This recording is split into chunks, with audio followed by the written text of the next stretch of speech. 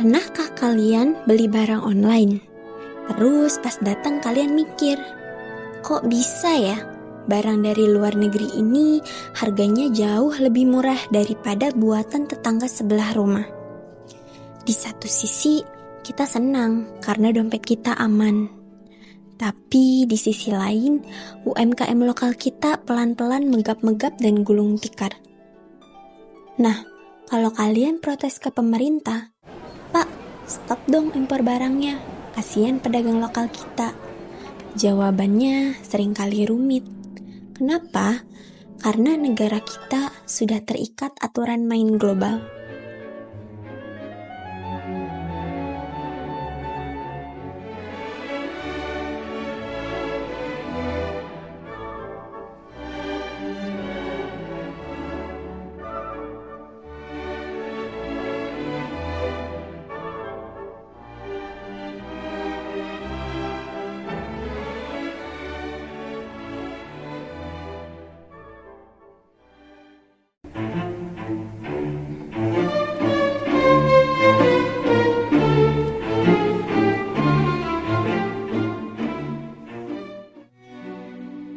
Untuk paham dinamika ini, kita harus kenalan dulu sama dua makhluk konseptual yang lagi berantem di belakang layar dunia modern. Nah, yang pertama di sini tuh ada yang namanya neoliberalisme global. Sederhananya, ini adalah ideologi yang pengen dunia ini jadi satu pasar bebas tanpa batas. Gak boleh ada proteksi, semuanya harus diserahin ke pasar bebas. Privatisasi di mana-mana, dan peran pemerintah harus dikecilkan. Proses pelemahan negara ini disebut destatization. Negara cuma dijadiin administrator lokal, sementara aturan mainnya bukan elit transnasional. Nah, yang kedua, musuh bebuyutan ada sovereign state doctrine atau doktrin negara berdaulat. Ini konsep tua dari zaman Aristoteles yang bilang kalau negara adalah pemegang kekuasaan tertinggi yang sah karena legitimasi atau mandatnya diberikan langsung oleh rakyat melalui pemilu.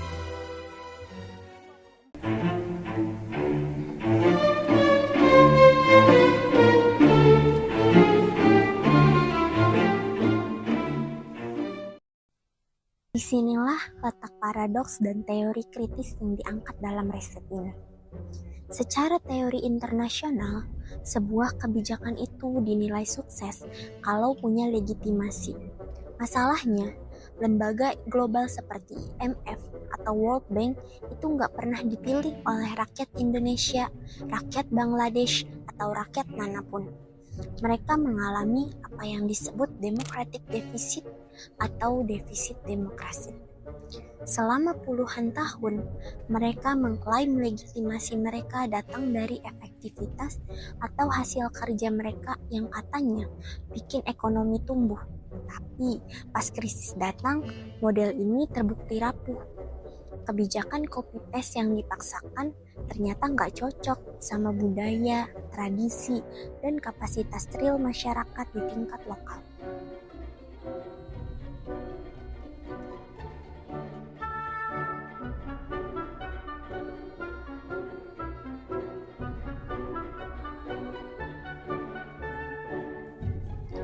Rakyat tuh mulai sadar loh kalau misalkan kita yang memilih pemerintahan kita tuh lewat pemilu.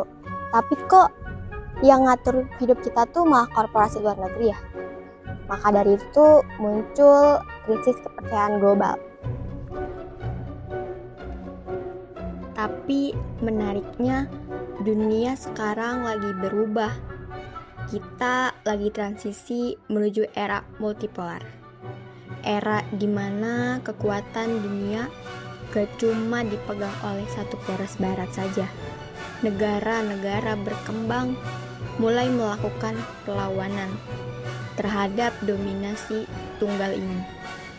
Mereka mulai berani menolak resep instan dari lembaga donor global dan kembali menerapkan doktrin negara berdaulat.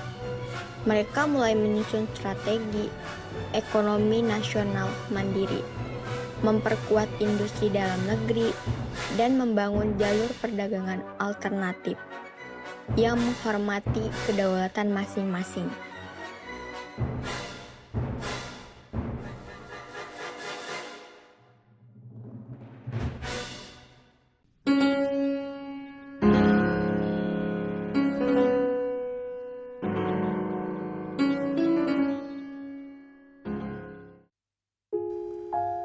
Pada akhirnya, perjalanan kita membedah jurnal ini membawa kita pada satu kesimpulan penting, bahwa meniru mentah-mentah sistem luar negeri hanya karena untuk dicap modern atau keren oleh dunia internasional adalah sebuah kekeliruan.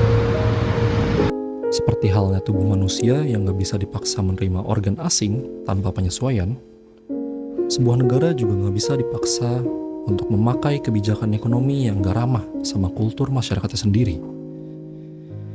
Legitimasi sejati sebuah kebijakan tidak datang dari tepuk tangan para elit dunia di Washington atau di Jenewa, melainkan dari seberapa kenyang perut rakyatnya sendiri, seberapa aman hidup keluarganya, dan seberapa dihargai tradisinya.